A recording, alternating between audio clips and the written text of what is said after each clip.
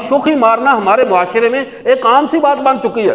ایک بندہ تھوڑا سا کہیں 1-2 ملکوں کا سفر کر رہا ہے، اس کی ہر بات کی یہیں سے شروع ہوتی ہے، یہیں پہ آ کر ختم ہوتی ہے کہ آپ کو تو معلوم نہیں ہے، جب ہم کینیڈا میں ہوتے ہیں تو وہاں ہم چائے پیتے ہیں۔ جناب صاحب، آپ کا 7 نسلوں سے کینیڈا میں مقیم ہے، 15 دن کے وزٹ ویزے پہ جا کر تو نے پورے معاشرے کا جینا حرام کر دیا ہے۔ یہ صرف وہ شوخی مارنا، شوخی بگاڑنا، پھر اس کے بعد نئی ترتیبیں، ہم وہاں جاتے ہیں، ہمارے ساتھ یہ معاملات ہوتے ہیں، ہم فلاں، تو یہ ہماری دولت اتنی ہوتی نہیں ہے، ہمارے پاس اتنا پیسہ ہوتا نہیں ہے جتنا ہم دنیا کے اوپر شو کرتے ہیں، دنیا کو دکھاتے ہیں۔ یہ ہمارا وہ فرضی مسئلہ ہے کہ دنیا کی نظروں میں ہم نے ہائی پوٹینسی بن کر رہنا ہے کہ ہم معاشرے کے عام فرد نہیں ہیں، ہم بڑے خاص فرد ہیں۔ یہ شوخی مارنے کی عادت کے نقصانات کیا ہوتے ہیں؟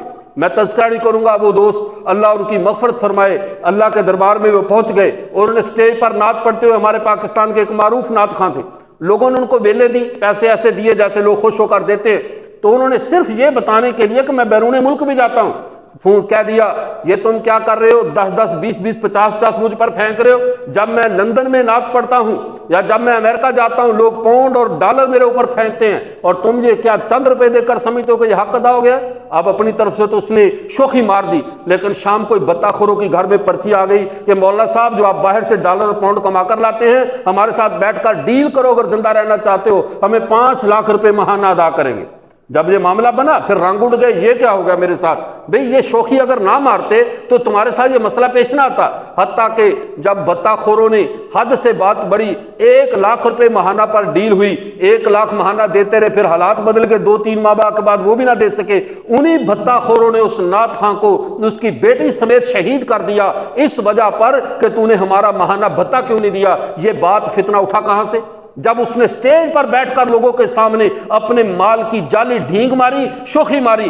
آج ہمارے ہاں موبائل لیا، فوراً سٹیٹس، الحمدللہ میں نے جو آئی فون جو ہے وہ 30+ پتہ نہیں وہ کیا نام ان کے ہوتے ہیں وہ لے لیا ہے، اور اس لیے اللہ نے مجھے، اللہ کا تو نام خراب کبھی کبھی آتا ہے جب ذرا تھوڑا سا عاجزی ساتھ دکھانی ہوتی ہے، شوخی کو شرعی لباس پہنانے کے لیے ساتھ اللہ کا نام لے لیتے ہیں، ورنہ اللہ سے غرض کوئی نہیں ہوتی۔ اور ہماری گاڑی آج لے لی ہے، آج ہم نے بحریہ ٹاؤن میں، پھر شام کو یا تو بتا خور آتے ہیں یا دوسرے دوست جن کے پاس وہ چیزیں نہیں ہوتی وہ راستے میں روک لیتے ہیں کہ جناب آپ نے ابھی وہ سٹیٹس لگایا، ذرا وہ موبائل باہر نکالو۔ ہمارے ہی معاشرے کے لوگ، پھر ڈکیتیاں ہوتی ہیں، پھر اسی سے بد امنی جنم لیتی ہے، اسی میں گھروں کا سکون برباد ہوتا ہے۔ قربان جاؤں پیارے پیغمبر صلی اللہ علیہ وسلم کی مبارک تعلیمات پر، آپ صلی اللہ علیہ وسلم نے کیا ارشاد فرمایا؟ استعینوا حوائجکم بالکتمان، اپنی ضرورتیں چھپا کر پوری کیا کرو۔ کیسی شاندار نصیحت فرمائی ہے۔ آج کل لوگوں نے غلط مطلب سمجھ رکھا۔ اللہ کے نبی نے، اللہ تعالیٰ نے قرآن پاک میں فرمایا وَأَمَّا بِنِعْمَةِ رَبِّكَ فَحَدِّثْ، جو تمہارا رب تمہارے اوپر نعمت کرے اسے لوگوں کے سامنے بیان کیا کرو۔ وہ کہتے ہیں موبائل بھی نعمت ہے، فلاں بھی نعمت ہے، لوگوں کے سامنے بیان کر دیا تو کیا معاملہ ہے؟ دونوں چیزیں جدا ہیں، فرق کرو۔ نعمت اور چیز ہوتی ہے، ضرورت اور چیز ہوتی ہے۔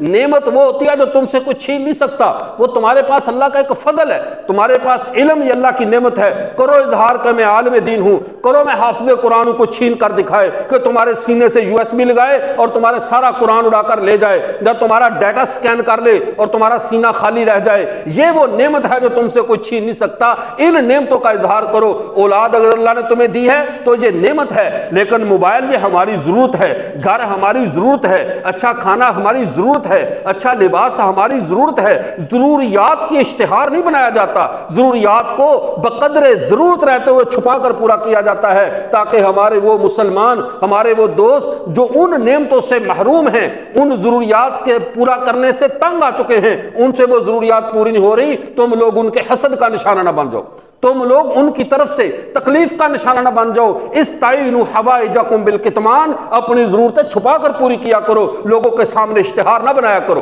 حضرت مولانا مظفر حسین کاندھلوی رحمۃ اللہ علیہ ہندوستان کے ایک مایہ ناز عالم دین تھے، اور وہ صاحب حیثیت بھی تھے، جاگیردار بھی تھے، اور لیکن ان کا مکان جو تھا ویسے جیسے 5 مرلہ سکیم ہوتی کالونیوں کی، اس کے اندر کہیں ان کا مکان تھا۔ کسی لوگوں نے کہا حضرت آپ ہر سال چھتیں لپواتے ہیں، وہ جو پہلے لیپ ہوتا تھا گارا بنا کر چھتوں کی لپائی اور دیواروں کی لپائی، تو آپ کے پاس تو اللہ نے حیثیت دی ہے، آپ پکا مکان کیوں نہیں بنا لیتے؟ تو انہوں نے کتنا پیارا جواب دیا، کاش پورے علاقے میں سب لوگوں کے کچے مکان ہیں، مجھے شرم آتی ہے کہ میں ایسا مکان بناؤں جس سے کسی مسلمان کی دل آزاری ہو، کہیں میرا مکان دوسروں کے حسد کا ذریعہ نہ بن جائے، دوسروں کی دل آزاری کا ذریعہ نہ بن جائے۔ میں جتنی توفیق ہے زائد پیسے صدقہ کر دیتا ہوں، لیکن جب تک سب کے مکان پختہ نہیں ہوں گے میں پختہ مکان نہیں بناؤں گا۔ لیکن آج ہمارے پاس چیز آتی بعد میں ہے، اس کی بکنگ ابھی ہوئی ہوتی ہے، جب محض ایک تصور ہوتا ہے، بلکہ اس سے گھٹیا سوچ کا اندازہ لگاؤ، لینے 10 روپے کی چیز ہوتی ہے، فیس بک پہ اشتہار ڈالیں گے بھئی میرا موبائل لینے کا ارادہ ہے، سارے ساتھی مشورہ دیں میں کیسا لوں، کیا باقی سارے مشورے یہیں پہ آپ کرتے ہیں؟ گھر کے مشورے بھی آپ یہیں پہ کرتے ہیں؟ فرنیچر لینا ہے کہاں سے اچھا ملے گا، موٹر سائیکل لینا ہے کہاں سے اچھا ملے گا، ساتھی اچھا سا مشورہ دیں، محض پوری دنیا کو۔ اور قوم اتنی پاگل ہے، جزو سمجھو اتنی فارغ بیٹھی ہے، دیکھو تو ان کے گھر میں روزی نہیں ہے، دیکھو تو گھر کے مالی حالات سے پریشان ہے، اور فیس بک پر سارے تھنک ٹینک بن کر، بلکہ قاسم علی شاہ بن کر بیٹھے مشورے دے رہے ہوتے ہیں کہ جی آپ یہ کیجئے، آپ وہ لے لیجئے، اس موبائل میں یہ خرابی آ رہی ہے، وہ کر رہے ہیں وہ کر رہے ہیں۔ خدا را یہ ہم سب کے فرضی پیدا کردہ مسائل ہیں، ان مسائل سے باہر نکلیے، شوخی مارنے کی عادت کو چھوڑ دیں۔ صاف لفظوں میں کہہ رہا ہوں، شوخی مارنے کی عادت نے ہمارے امن کو تباہ کر رکھا ہے، شوخی مارنے کی عادت نے لوگوں کو ہمارا دشمن بنا رکھا ہے، لوگ ہماری دشمنی میں اس لیے آگے بڑھتے ہیں کہ ہم ہر معاملے میں شوخی مارتے رہتے ہیں۔